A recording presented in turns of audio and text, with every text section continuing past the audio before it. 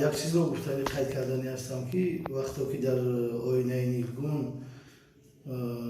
برنامه‌ای که برای خیانت و کردگی است تماشا کردیم و از حیات و فعالیت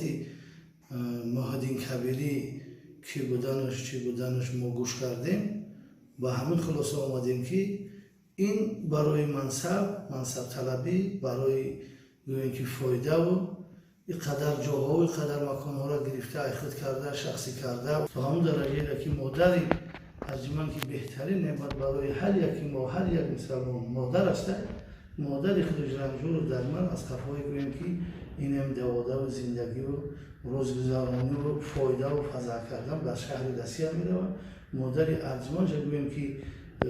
وای نمیکنه عیادت مادرش نمیگوید بلکه در جنازه مادرش اشتراک نمیکنه. نسبت این که از من بسیار سخنهای گفته بودم و میگویم و میخوام گویم که وطن کسی وطن دوست نمیداره برای وطن و ملت در بین وطن و ملت برای تاجیکستانی فتنه میاندازه این بدترین شخصیته.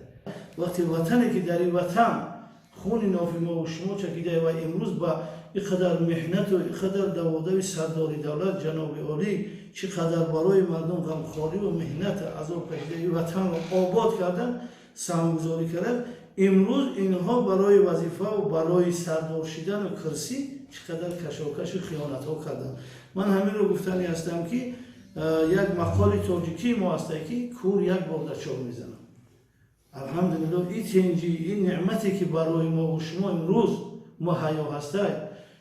بهترین است. باید هیچگاه فریفته سخنهای کبیری نشویم و هیچ کس خداخواست هیچگاه گوش نمیکنه و دیگر